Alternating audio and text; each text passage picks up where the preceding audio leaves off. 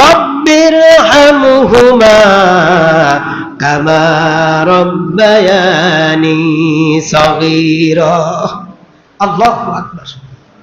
বন্ধুগণ, মা বাবার জন্য দোয়া করবেন রব্বুল আলামিন। আমার মা বাপ ছোট্টবেলায় আমাকে যেমন আদরের সাথে স্নেহ করেছেন, ভালোবেসেছেন, আরে আমার মাঝে মধ্যে মনে পড়ে, মাশাআল্লাহ মা বাপ আমার বেঁচে আছে, আমি দেখেছি বাবার কত দরদ।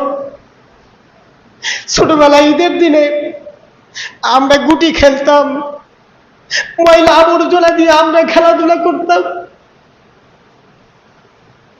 মা বাবা ঈদের নামাজ পড়তেন, পুরান শার্ট পুরান লুঙ্গি পরে বাবা ঈদের নামাজ পড়তেন, আমরা খেলাধুলা করতাম, কিন্তু আমাদেরকে তারা নতুন পোশাক কিনে দিত।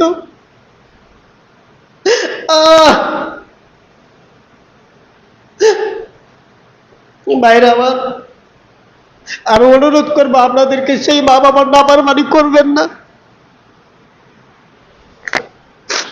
মা বাপকে ভালোবাসবেন। মা বাপকে যদি আপনি ভালোবাসেন, আপনার কপাল খুলে যাবে, দুনিয়াতে সম্মান পাবেন, রিজিক পাবেন, কোনো কাজে আপনার অসুবিধা হবে না, আল্লাহ সন্তুষ্ট থাকবেন, আল্লাহর জান্নাতে যেতে পারবেন। আছে অনেক কুলাঙ্গার মার্কা সন্তান এই পৃথিবীতে আছে, যারা মা বাবাকে দেখতে পারে না, মা বাপকে মানে পর্যন্ত। আছে না এমন সন্তান? কপাল পোড়া, এরা জান্নাতে যেতে পারবে না মা বাপ যদি অসন্তুষ্ট হয়। রাসূলুল্লাহ বলেছেন, মা বাপ খুশি তো কে খুশি? আল্লাহই খুশি হয়ে যায়। সুতরাং মায়ের সাথে বাবার সাথে আপনারা নাফরমানি করবেন না, তাদের শ্রদ্ধা করবেন, ভালোবাসবেন। তারা যখন বৃদ্ধ হয়ে যায়, ছোটবেলায় আমরা মায়ের পেট থেকে যখন হাঁটছি, কি বলেন, কথা বলতে পারছি আমরা, আমাদেরকে যদি গরম উত্তপ্ত বালুর ভিতরে শোয়ায় রাখতেন, আমাদের কি শক্তি ছিল হাইটা কোনো নিরাপদ স্থানে যাওয়ার? সারা রাত ভরে পেশাব পায়খানা করে শীতের দিনে সেই পেশাব পায়খানার ভিতরে যদি শুয়ে থাকতাম, মা বাবা যদি ভালোবাসা সেই পেশাব পায়খানা পরিষ্কার করে না দিত, তাহলে আমরা কি সেই পেশাব পায়খানা থেকে মুক্ত হতে পারতাম? আরে ছোটবেলায় মা বাবা খেতে পড়ছে, আমরা পাশে পেশাব পায়খানা করছি, করি নাই? করছি কিনা?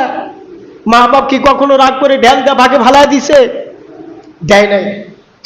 ভাতের ঠালটা ঠেলা দিয়া ফাঁকে রাইখা আপনার পেশাব পায়খানা তারা পরিষ্কার করছে, আপনারা ধুয়া মুছিয়া পরিষ্কার করে সুমা দিয়া বাবা সোনা বলে বুকের সাথে জড়ায় নিছে, নাই নাই? আর সেই মা বাবা বুড়া হইছে, তাদের পেশাব পায়খানা আমাদের লাগে, গন্ধ লাগে, আমাদের কপাল পুড়ছে। তাই সুতরাং আমি অনুরোধ করি, যাদের মা বাপ বেঁচে আছে, ভাই মা বাবার খেদমত করার চেষ্টা করবেন, দুনিয়াতে সম্মান পাবেন, আখিরাতেও জান্নাত পেয়ে যাবেন। সুবহানাল্লাহ পড়েন। বন্ধুগণ, আমি জানি না এই মা বাপ কার দুনিয়া থেকে বিদায় হয়ে গেছে। যাদের মা বাপ আছে, আমি আবারও অনুরোধ করি, খবরদার মা বাবার অসন্তুষ্টি আপনারা অর্জন করবেন না। রাজি আছেন? শরীয়ত সম্মত ভাবে মা এবং বাবা যেটা আদেশ করবেন সেটা অক্ষরে অক্ষরে পালন করবেন। রাজি আছেন? কারা কারা রাজি? দুহাত তুলে আল্লাহকে দেখান। আল্লাহ কবুল করুক, বলেন আমিন। সম্মানিত প্রিয় হাজিরিন, আমরা দেখতে দেখতে মাহে রমজানের একেবারেই শেষ দিকে চলে এসেছি। আমরা মাহে রমজানের যতই শেষের দিকে আসছি, ঈদ উল ফিতরের দিকে আমরা ততই এগিয়ে যাচ্ছি। সামনে ঈদ উল ফিতর যতই এগিয়ে আসছে, আমরা দুনিয়াবাসী সাধারণভাবে আমাদের ঈদের আনন্দ যেন মনের ভিতরে ততই বেড়ে চলছে। কথা বলেন ঠিক না ঠিক? বন্ধুগণ, কিন্তু মাহে রমজানের রোজা, মাহে রমজানের চাঁদ যতই শেষ হয়ে আসছে কবরবাসীদের ততই দুশ্চিন্তা বেড়েই চলেছে। না জানি রমজান মাসের চাঁদ শেষ হবার পরে কার কবরে আবার জাহান্নামের শাস্তি শুরু হয়ে যায়। সেই জন্য আমরা আল্লাহ রব্বুল আলামিনের কাছে অত্যন্ত বিনীতভাবে দোয়া করি, দরখাস্ত করি, রব্বুল আলামিন মাহে রমজানের চাঁদ ওঠার পর থেকে তুমি সমস্ত জাহান্নামের দরওয়াজা যেভাবে বন্ধ করে দিয়েছ, এই রমজানের বরকতেই তোমার সমস্ত বান্দা বান্দীদের জীবনের গুনাহ মাফ করে দিয়ে জাহান্নামের দরওয়াজাগুলি তুমি কিয়ামত পর্যন্ত বন্ধ করে দাও, বলেন আমিন। জান্নাতের দরওয়াজাগুলি কিয়ামত পর্যন্ত তোমার বান্দাদের জন্য উন্মুক্ত করে দাও, বলেন আমিন। বন্ধুগণ, আমরা সাধারণভাবে ঈদ যত আসছে আমাদের কিন্তু ঈদের আনন্দটা মনের ভিতরে ততই নাড়া দিচ্ছে, কিন্তু যারা পরকালগামী, যারা পরকালকে মূল্য দিতে জানে, যাদের লক্ষ্যবস্তু হচ্ছে পরকাল, তাদের মনের ভিতরে ঈদের আনন্দর পাশাপাশি মনের একটি কোণে দুঃখ একটু তাদের বেড়ে যাচ্ছে। সেটা কেমন? রমজান মাস যখন শুরু হয়েছে তখন বান্দা যদি একটা নফল ইবাদত করে তাহলে তার আমলনামায় কি হচ্ছে? একটি ফরজের সমান সওয়াব দেওয়া হচ্ছে। কোন ব্যক্তি যদি একটা ফরজ হুকুম পালন করছে তাহলে আল্লাহ রাব্বুল আলামিন সেই ব্যক্তির আমলনামায় একটি অন্য মাসের ৭০টি ফরজ আদায়ের সমান সওয়াব তার আমলনামায় দিয়ে দিচ্ছেন। মুমিন বান্দাদের মনের ভিতরে, খাঁটি মুসলমানদের মনের ভিতরে ঈদের আনন্দর পাশাপাশি তাদের এই দুঃখটা বারবার জাগ্রত হচ্ছে যে রমজান মাসে যা আমল করেছি তা ৭০ গুণ বেশি করে আল্লাহ পাক আমাদেরকে দিয়ে দিয়েছেন। রমজান মাস শেষ হয়ে যাবার পরে আবার 11টি মাস পেরিয়ে এই রমজান পর্যন্ত আল্লাহ পাক আমাদেরকে পৌঁছিয়ে দিবেন, এই নিশ্চয়তা আমাদের কারো আছে নাকি? বলেন, কারো আছে? 11টি মাস হায়াত পাবো, এরপরে আবার এই নেকি অর্জনের মাস এই রমজান মাস পাবো, কারো নিশ্চয়তা আছে? কি বলেন, নিশ্চয়তা আছে? কোনো নিশ্চয়তা নাই। সেই জন্য যেই ব্যক্তির লক্ষ্যবস্তু হচ্ছে আখিরাত, তার মনের ভিতরে এই কষ্টটা বারবার উকি দিচ্ছে যে নেকি অর্জনের সেই সিজনের মাস তো শেষ হয়ে যাচ্ছে, 11টি মাস পেরিয়ে আল্লাহ পাক রব্বুল আলামিন এই মাস পর্যন্ত আমাকে বেঁচে রাখবেন কিনা? কথা বলেন, ঠিক না বেঠিক? সেই জন্য মুমিন মুসলমানদের ভিতরে আনন্দের পাশাপাশি এই দুঃখটা জাগ্রত হচ্ছে। আমরা আল্লাহ রব্বুল আলামিনের কাছে দোয়া করি, রব্বুল আলামিন যেন এই রমজানে আমাদের পরিপূর্ণ রমজানের বরকত, পরিপূর্ণ ফজিলত হাসিল করার তৌফিক দান করেন এবং এই রমজান শেষে আবার আগামী রমজান পর্যন্ত যেন আল্লাহ পাক আমাদের নেক হায়াত দিয়ে বেঁচে রাখেন আগামী রমজান পর্যন্ত, বলেন আমিন। বন্ধুগণ, মাহে রমজান মাস শেষ হয়ে যাচ্ছে, কিন্তু আমাদের একটু চিন্তা করতে হবে। মাহে রমজান মাস ছিল রহমতের মাস, মাহে রমজান ছিল মাগফিরাতের মাস, এই মাস ছিল নাজাতের মাস। আমার ভাইরা, এবার আমি আপনাদেরকে প্রশ্ন করতে চাই, একটু মাথা খাটাতে হবে। রমজান তো শেষ হয়ে যাচ্ছে, কিন্তু রমজান মাস নেকি অর্জনের মাস, মুসলমানদের জন্য গুনাহ মাফের মাস, যেই মাসে আল্লাহ রব্বুল আলামিন বান্দার জীবনের সমস্ত গুনাহগুলি সমস্ত পাপগুলি আগুন কাঠ যেমন জ্বালিয়ে পুড়িয়ে ভস্ম করে দেয়, রমজান আল্লাহ পাক বান্দাদেরকে দিয়েছেন বান্দার জীবনের গুনাহগুলি রমজান পেয়ে রমজানে ইবাদত করে গুনাহগুলি জ্বালিয়ে পুড়িয়ে ভস্ম করে নিষ্পাপ হওয়ার জন্য। সেই জন্য রমজান শেষ হয়ে আসছে, আমাদের জীবনের গুনাহগুলি আমরা শেষ করতে পারলাম কিনা, আমাদের গুনাহগুলি আমরা মাফ করে নিতে পারলাম কিনা, আমাদের মৃত আত্মীয় স্বজনের কবরে আযাবগুলি আমরা নাজাত করতে পারলাম কিনা, কি বলেন? এই চিন্তা আমাদের করার দরকার আছে না নাই? আছে কিনা বলেন? আমার ভাইরা, মনে রাখতে হবে রাসূল করিম সাল্লাল্লাহু আলাইহি ওয়াসাল্লাম তিনি বলেছেন, যেই ব্যক্তি রমজান মাস পেল অথচ জীবনের গুনাহগুলি মাফ করে নিতে পারলো না, সেই ব্যক্তির মতো হতভাগা, সেই ব্যক্তির মতো দুর্ভাগা, সেই ব্যক্তির মতো পোড়া কপাইলা মানুষ আল্লাহর আকাশের নিচে জমিনের উপরে আর কেউ রইল না। কথা কি বুঝতে পেরেছেন? যেই ব্যক্তি রমজান পেল অথচ রমজানে রোজা রেখে ইবাদত করে জীবনের গুনাহগুলি মাফ করে নিতে পারলো না, সেই ব্যক্তির মতো হতভাগা আল্লাহর আকাশের নিচে জমিনের উপরে আর কেউ নাই। আমার ভাইরা, রাসূল করিম সাল্লাল্লাহু আলাইহি ওয়াসাল্লাম তিনি একবার খুতবা দেওয়ার জন্য মেম্বরে উঠতেছিলেন। তিনি যখন মেম্বরের প্রথম ধাপে পা দিলেন তখন নবীজি আমিন বলে উঠলেন। দ্বিতীয় ধাপে যখন তিনি পা দিয়েছেন তখনও বললেন আমিন। তৃতীয় ধাপে যখন তিনি পা দিয়েছেন তখনও বললেন আমিন। সাহাবীরা কিছু বুঝতে পারলেন না, নবীজি কোন কথার উপরে আমিন বললেন, সাহাবীরা কিছু বুঝলো না।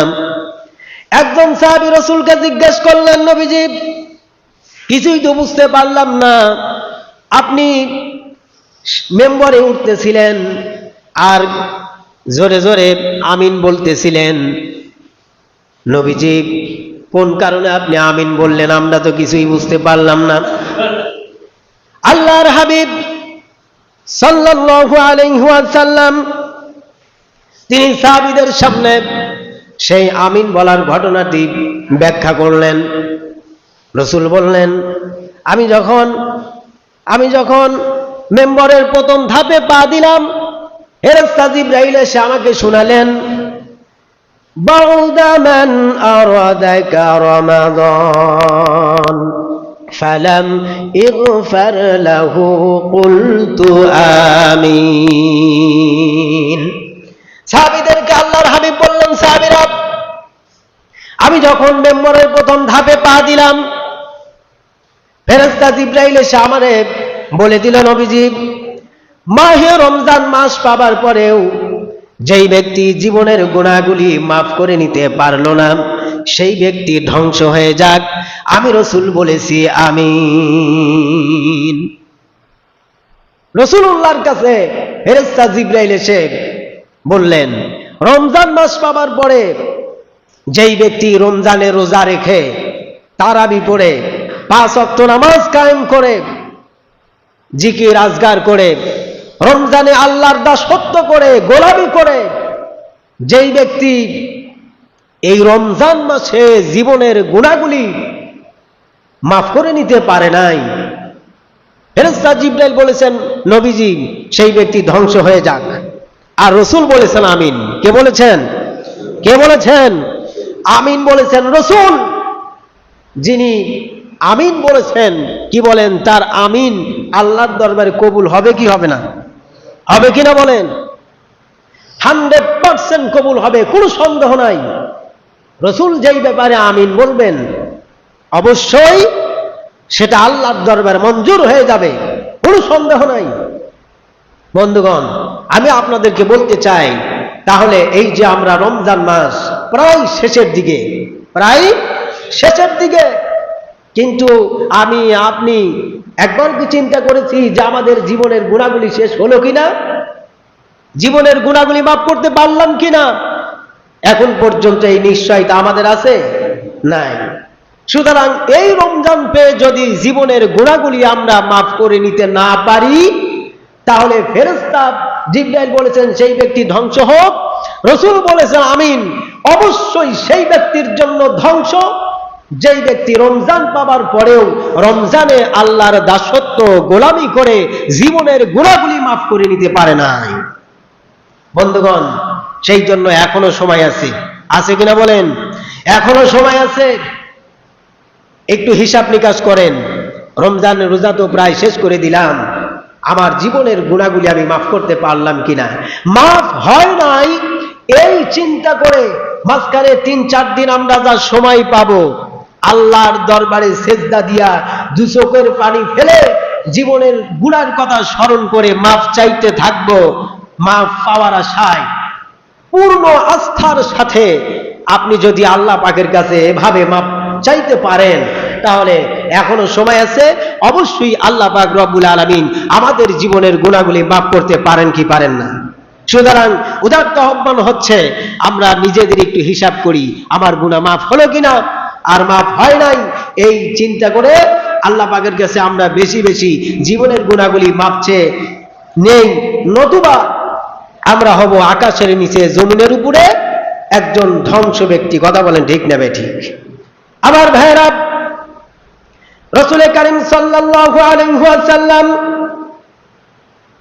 তিনি যখন মসজিদের মেম্বরের দ্বিতীয় ধাপে পা দিলেন, তখন জিবরাইল রাসূলের কানে তিনি শুনাইয়া দিলেন, بعد من ذكرت عنده فلم يصل عليك قلت آمين। আল্লাহর হাবিব বললেন, সাহাবীরা, ফেরেশতা জিবরাইল আমাকে দ্বিতীয় ধাপে পা দেওয়ার পরে যে কথাটা বলেছেন সেটা হচ্ছে, রাসূলকে ফেরেশতা জিবরাইল বললেন, নবীজি, যাদের সামনে আপনার নাম উচ্চারণ করা হয়, যখন আপনাকে সম্বোধন করে কোনো কথা বলা হয়, আর এই আপনার নাম শোনার পরে যেই ব্যক্তি আপনার প্রতি দরুদ পাঠ না করে সেই ব্যক্তি ধ্বংস হয়ে যায়। নাউজুবিল্লাহ পড়েন। তাহলে রাসূলুল্লাহর সামনে সাহাবীদেরকে রাসূল বললেন যে যখন আমি নবী মুহাম্মদ সাল্লাল্লাহু আলাইহি ওয়াসাল্লামের নাম তোমাদের সামনে আসে, সেটা মুহাম্মদ নামে আসুক, রাসূলুল্লাহ নামে আসুক, যে কোনো ভাবে আমাকে যখন বোঝানো হয়, এই শব্দটা তখন তোমরা শুনতে পাও, তখন পৃথিবীর সমস্ত উম্মতে মুহাম্মাদীর জন্য রাসূলুল্লাহর উপরে দরুদ শরীফ পড়া ওয়াজিব। দরুদ শরীফ পড়া কি ওয়াজিব। আর যেই ব্যক্তি রাসূলুল্লাহর নাম শোনার পরে তার প্রতি দরুদ শরীফ পাঠ করবে না, ফেরেশতা জিবরাইল বলেছেন সেই ব্যক্তি কি হোক, বলেন কি হোক, ধ্বংস হয়ে যাক। আর রাসূল বলেছেন আমিন। বন্ধুগণ, আমরা অনেক সময় ভুলবশত এটা খেয়াল করি না, রাসূলুল্লাহর নাম যখন আমাদের সামনে বলা হয় আমরা দরুদ শরীফ পাঠ করি না। দরুদ শরীফ অনেক রকমের দরুদ শরীফ আছে, অন্তত ছোট্ট করে হলেও সাল্লাল্লাহু আলাইহি ওয়াসাল্লাম পড়েন, সাল্লাল্লাহু আলাইহি ওয়াসাল্লাম। অন্তত রাসূলুল্লাহর নাম যখন শুনবেন এই ছোট্ট দরুদ শরীফটা পড়বেন, মনে থাকবে ইনশাআল্লাহ। আর যদি না পড়েন তাহলে ফেরেশতা বলেছেন সেই ব্যক্তি ধ্বংস হোক, রাসূল বলেছেন আমিন। অর্থাৎ আপনার ধ্বংস ঠেকাবার ক্ষমতা পৃথিবীর আর কোনো মানুষের নাই। আমার ভাইরা, দরুদ শরীফ যখন আপনি রাসূলুল্লাহর প্রতি পড়বেন, তাহলে আপনার জন্য যেই সুসংবাদ, নবীজি বলেছেন কোন ব্যক্তি যদি আমার নাম শোনার পরে আমার উপরে একবার দরুদ শরীফ পড়ে, কয়বার? একবার। ছোট্ট একটা দরুদ শরীফ সাল্লাল্লাহু আলাইহি ওয়াসাল্লাম কোন ব্যক্তি যদি রাসূলুল্লাহর নাম শোনার পরে পড়তে পারে, তাহলে আল্লাহ পাক রব্বুল আলামিন সেই ব্যক্তির উপরে 10টা রহমত দান করবেন। সুবহানাল্লাহ। একবার ছোট্ট দরুদ শরীফ পাঠ করবেন, আর আল্লাহ পাক রব্বুল আলামিন রাসূলুল্লাহর প্রতি দরুদ শরীফ পাঠ করার কারণে রহমত দিবেন কয়টা? কয়টা? 10টা। সুবহানাল্লাহ। আর কি চাই বন্ধুগণ? আমলেই শান্তি। যারাই আমল করে না তারাই অশান্তিতে ভোগে। কথা বলেন ঠিক না বেঠিক? সুতরাং কথাগুলি আপনাদেরকে অন্তরের কান দিয়ে শোনা লাগবে। কিসের কান দিয়ে শোনা লাগবে? অন্তরের কান দিয়া আমলের নিয়তে শুনতে হবে, তাহলে বুঝবেন ভালো, আমল করতে আপনাদের সুবিধা হবে। আল্লাহ পাক রব্বুল আলামিন যেন এই মসজিদে আপনারা যে আলোচনা শোনেন, বিভিন্ন ওয়াজ মাহফিলে যে আলোচনা শোনেন, বিভিন্ন ওলামায়ে কেরামের মুখ থেকে যে আলোচনাগুলি আপনারা শোনেন, আমি দোয়া করি আল্লাহ পাক যেন আপনাদেরকে দিলের কান দিয়ে শোনা এবং আমল করার তৌফিক দান করেন, বলেন আমিন। আমার ভাইয়েরা, এরপরে রাসূলুল্লাহ যখন তার মসজিদের মেম্বরের ৩য় নাম্বার ধাপে যখন তিনি পা দিয়েছেন, ফেরেশতা জিবরাইল তখন তার কানে যেই সংবাদটা পৌঁছিয়ে দিয়েছেন সেটা হচ্ছে, রাসূলুল্লাহর কানে ফেরেশতা জিবরাইল শোনায় দিলেন, বাউদা মান আদরাকা আবাওয়াইহিল কিবারা আহাদুহুমা ফালাম ইদখিলাহুল জান্নাহ কুলতু আমিন। রাসূলুল্লাহ বললেন, ফেরেশতা জিবরাইল আমাকে শোনালেন, যেই ব্যক্তির জীবদ্দশায় তার মা বাবা উভয়জন অথবা এদের ভিতর থেকে একজনকে তার জীবদ্দশায় বৃদ্ধ অবস্থায় পেল এবং সেই মা বাবার খেদমত করে জান্নাত কামাই করে নিতে পারল না, সেই ব্যক্তি ধ্বংস হয়ে যায়। এই ব্যাপারটা বুঝি আপনাদের কাছে খুব সিরিয়াস হলো নাকি বলেন? মা বাবার খেদমত করা খুব সিরিয়াস ব্যাপার নাকি বলেন? বন্ধুগণ, আজকের সমাজে মা বাবারা সন্তানদের কাছে বেশি সম্মানিত না বেশি লাঞ্ছিত? কোনটা বলেন? লাঞ্ছিত হওয়াটাই বেশিরভাগ। বন্ধুগণ, যারা মা বাবাকে লাঞ্ছিত করেছেন, মা বাবার মনে কষ্ট দিয়েছেন, তাদের কপাল পুড়েছে। কি পুড়েছে? কপাল পুড়েছে। রাসূল বলেছেন, মা বাবা উভয়জন অথবা একজনকে যেই ব্যক্তি পেল বার্ধক্য বয়সে, সেই মা অথবা বাবার খেদমত করে মা বাবার সন্তুষ্টি অর্জন করতে পারলো না, সেই ব্যক্তি ধ্বংস হয়ে যায়। রাসূল আমিন বলেছেন, মা বাবার নাফরমানি ব্যক্তির জন্য এই পৃথিবীতে ধ্বংস ঠেকানোর ক্ষমতার কারণ নাই। আমার ভাইরা, মা বাপ যাদের বেঁচে আছে, আমি অনুরোধ করব আপনারা মা বাবার সন্তুষ্টি অর্জন করেন। রাসূলুল্লাহ বলেছেন, হুমা জান্নাতুকা ওয়া নারুকা, মা বাপ তোমার বেহেশত, মা বাপ তোমার জাহান্নাম। মা বাপ খুশি তো আল্লাহ খুশি, মা বাপ খুশি তো কে খুশি? সকলেই বলেন, কে খুশি? আল্লাহ খুশি। আর মা বাপ নারাজ তো আল্লাহ রব্বুল আলামিন স্বয়ং আপনার উপরেও নারাজ। সুতরাং মা বাপ খুশি তো আল্লাহ খুশি, আল্লাহ খুশি তো আপনি জান্নাতের মেহমান, বলেন আমিন। আর মা বাপ অসন্তুষ্ট তো আল্লাহ অসন্তুষ্ট, আর আল্লাহ যখন অসন্তুষ্ট হবেন তখন জান্নাত আপনার জন্য হারাম হয়ে যাবে। সুতরাং মা বাবার খেদমত করেন, মন প্রাণ দিয়ে মা বাবার খেদমত করেন। বন্ধুগণ, কোরআন কারীমের ভিতরে আল্লাহ পাক বলেছেন, আল্লাহ রাব্বুল আলামিন বলেন, ওয়াকাদা রাব্বুকা আল্লা তা'বুদু ইল্লা ইয়্যাহু ওয়া বিল ওয়ালিদাইনি ইহসানা। আল্লাহ রাব্বুল আলামিন বলেন, বান্দারে, তোমার প্রভুর পক্ষ থেকে চূড়ান্ত সিদ্ধান্ত হয়েছে, চূড়ান্ত ভাবে ফয়সালা হয়ে গিয়েছে, আল্লাহর ইবাদত করতে হবে। ইবাদত করতে হবে কার? আল্লাহর। এবং আল্লাহর ইবাদতের পরেই মা বাবার দাসত্ব আর মা বাবার গোলামি করা লাগবে। আল্লাহর বান্দা হিসেবে প্রথমত গোলামি করতে হবে কার? আল্লাহর। প্রথমত গোলামি করতে হবে কার? আল্লাহর। আল্লাহর গোলামির পরেই একজন মানুষের জন্য গোলামি করতে হবে তার মা এবং বাবার। বন্ধুগণ, মা বাবার গোলামি করবেন তো? অর্থাৎ মা বাবা যখন বার্ধক্যে পৌঁছে যায় তখন কি বলেন, আপনি যেটি অপছন্দ করেন তারা সেই কাজটা বারবার করতে থাকে না? করে কিনা? যেই কথা আপনি অপছন্দ করেন, দেখবেন আপনার সামনে সেই কথাটা তারা বারবার বলতে থাকবে। আমার ভাইয়েরা, মা বাবা যখন বৃদ্ধ হয়ে যায়, বসলে তারা উঠতে পারে না, দাঁড়ানো থাকলে আবার বসতেও ঠিক মতো পারে না, ঠিক কিনা কন?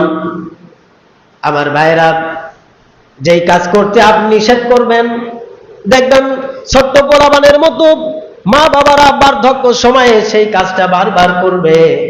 যেই কথাটা বলতে নিষেধ করবেন, তারা সেই কথাটাই বারবার আপনার সামনে বলতে থাকবে।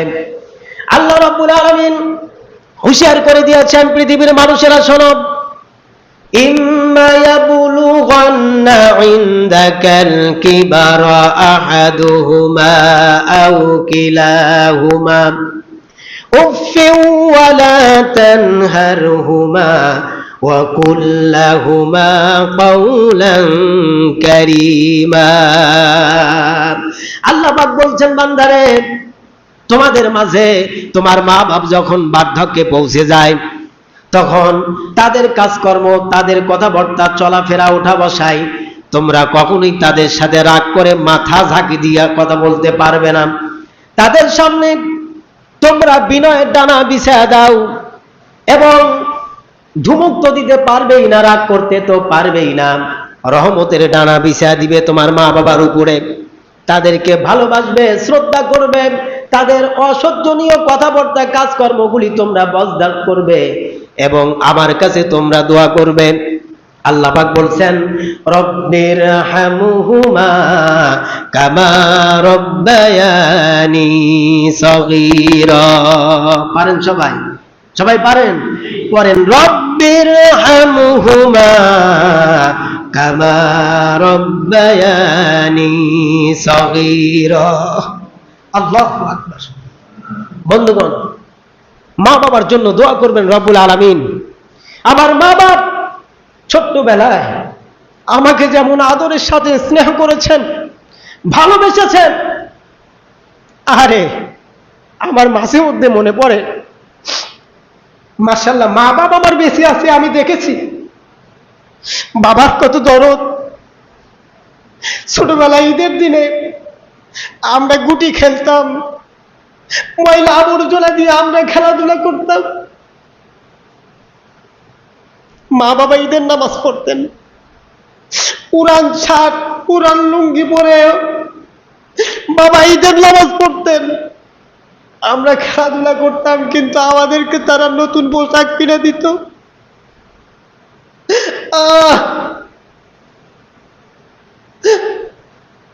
ভাইরা আমার, আমি অনুরোধ করবো আপনাদেরকে, সেই মা বাবার নাফরমানি করবেন না। মা বাপকে ভালোবাসবেন।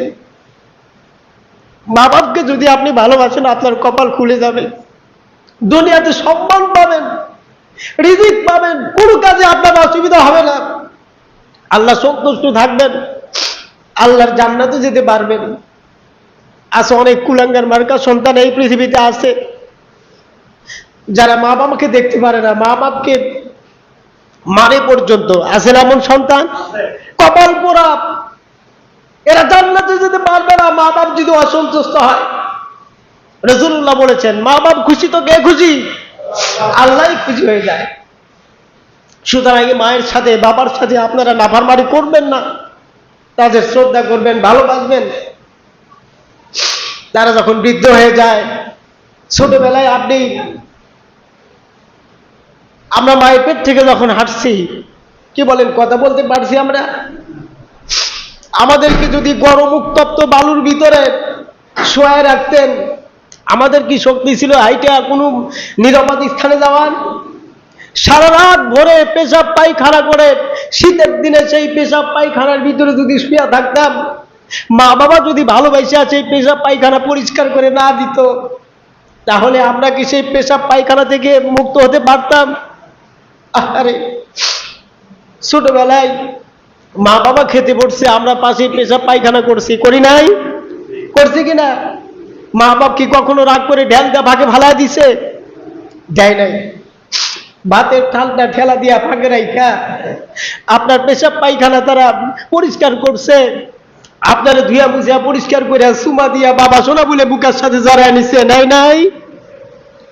আর সেই মা বাবা বুড়া হইছে, তাদের পেশাব পায়খানা আমাদের লাগে, গন্ধ লাগে, আমাদের কপাল পুড়ছে। তাই সুতরাং আমি অনুরোধ করি, যাদের মা বাবা বেঁচে আছে ভাই, মা বাবার খেদমত করার চেষ্টা করবেন। দুনিয়াতে সম্মান পাবেন, আখেরাতেও জান্নাত পেয়ে যাবেন। সুবহানাল্লাহ পড়েন। বন্ধুগণ, আমি জানি না এই মা বাপ কার দুনিয়া থেকে বিদায় হয়ে গেছে। যাদের মা বাপ আছে, আমি আবারও অনুরোধ করি, খবরদার মা বাবার অসন্তুষ্টি আপনারা অর্জন করবেন না। রাজি আছেন? শরীয়ত সম্মত ভাবে মা এবং বাবা যেটা আদেশ করবেন সেটা অক্ষরে অক্ষরে পালন করবেন। রাজি আছেন? কারা কারা রাজি? দুহাত তুলে আল্লাহকে দেখান। আল্লাহ কবুল করুক, বলেন আমিন। আর মা বাপ যাদের মারা গেছে তাদের জন্য আমি উপদেশ দিতে চাই তিনটা। কয়টা? তিনটা। মা বাপ যাদের মারা গেছে, মা বাবার সাথে অন্যায় করেছেন, মায়ের ক্ষমা নিতে পারেন নাই, বাবার ক্ষমা নিতে পারেন নাই, তারা নিজের থেকে ভালো হয়ে যাবেন, নামাজি হয়ে যাবেন, পরহেজগার হয়ে যাবেন, আল্লাহওয়ালা হয়ে যাবেন, এবং তাদের জন্য, তাদের রুহের মাগফিরাতের জন্য দোয়া করতে থাকবেন। তাহলে আপনার মা বাবা আপনার প্রতি সন্তুষ্ট হয়ে যাবে। ভালো করে মনে রাখবেন, যাদের মা বাপ মারা গেছে, এক নম্বরে কি করবেন?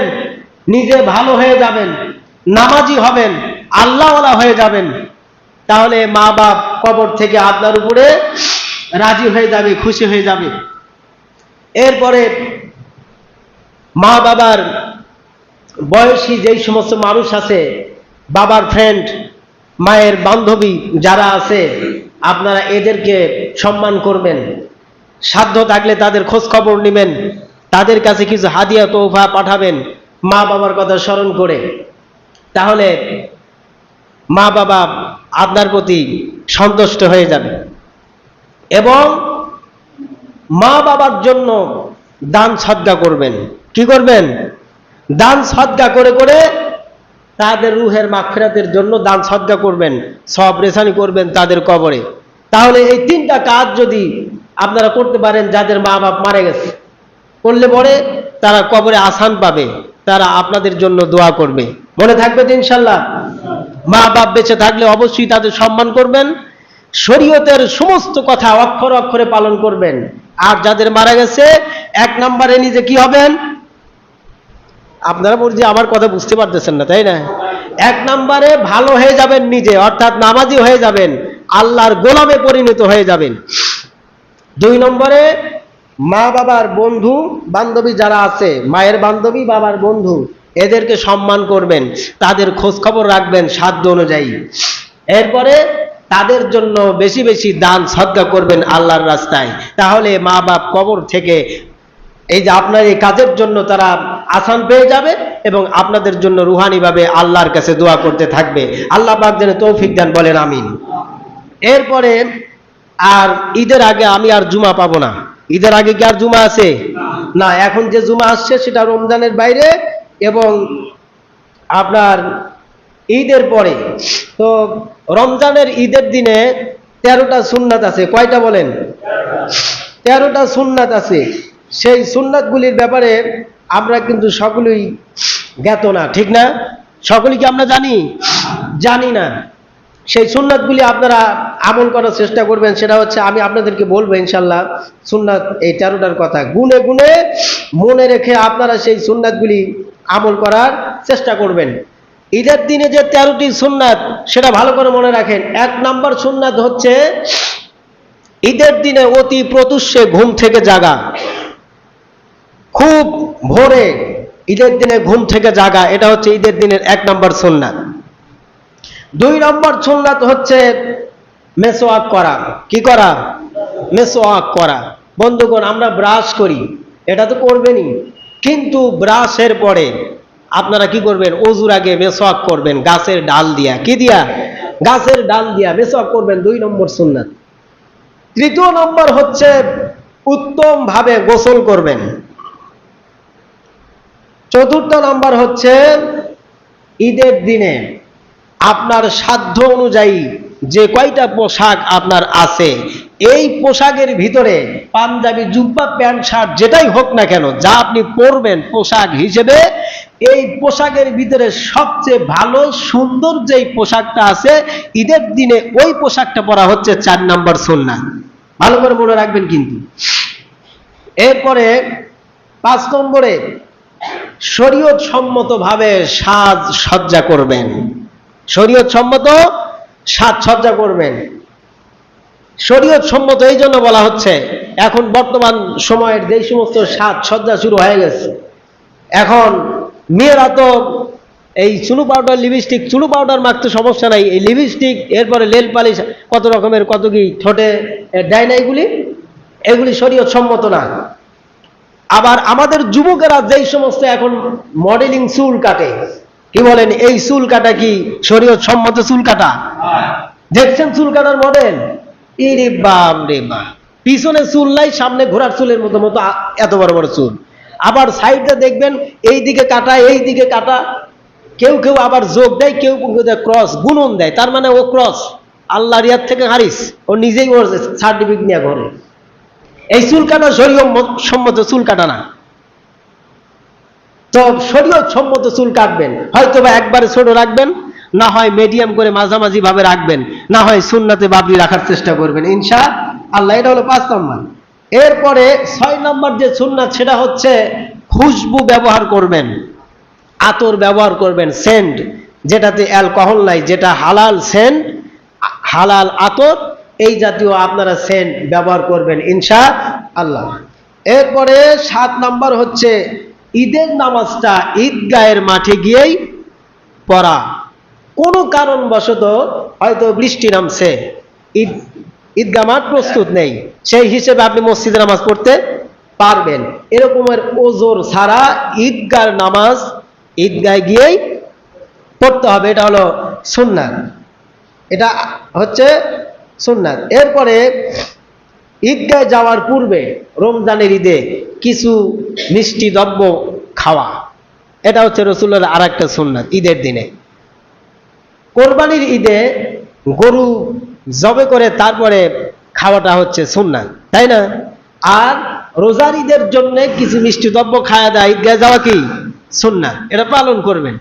আচ্ছা, এরপরে ঈদুল আজহা নামাজটা, ঈদুল ফিতরের নামাজটা, সেটা চেষ্টা করবেন যথাসাধ্য যথাসময়ে পড়ার। কোনো কারণবশত হয়তো বা ইমাম আসতে লেট হচ্ছে, অথবা মুসল্লিরা আসতেছে, এই ক্ষেত্রে একটু লেট হতে পারে, তাছাড়া যথাসময়ে নামাজটা আদায় করা।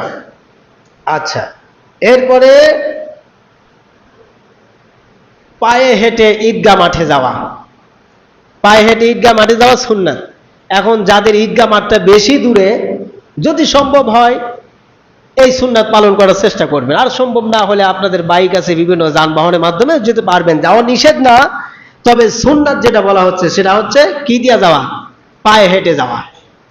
আচ্ছা, এরপরে আপনি যখন ঈদগাহ মাঠের দিকে যাবেন, তখন ঈদুল ফিতরের ঈদে তাকবীর, আল্লাহু আকবার, আল্লাহু আকবার, লা ইলাহা ইল্লাল্লাহু, আল্লাহু আকবার, আল্লাহু আকবার, ওয়ালিল্লাহিল হামদ, এই তাকবীরটা আস্তে আস্তে পড়তে পড়তে ঈদগাহ মাঠের দিকে যাওয়া। আর কোরবানির ঈদে এই তাকবীরটা একটু আওয়াজ দিয়ে পড়তে পড়তে ঈদগাহ মাঠের দিকে যাওয়া। এরপরে 13 নম্বর যে সুন্নাত, সেটা হচ্ছে আপনি যেই রাস্তা দিয়া ঈদগাহ মাঠে গেছেন, ঈদের নামাজ কমপ্লিট করে বাড়িতে ফেরার সময় অন্য আরেকটি রাস্তা দিয়ে বাড়ি ফিরে আসা ঈদের দিনের, এটা হচ্ছে 13 নম্বর সুন্নাত। মনে থাকবে তো ইনশাল্লাহ?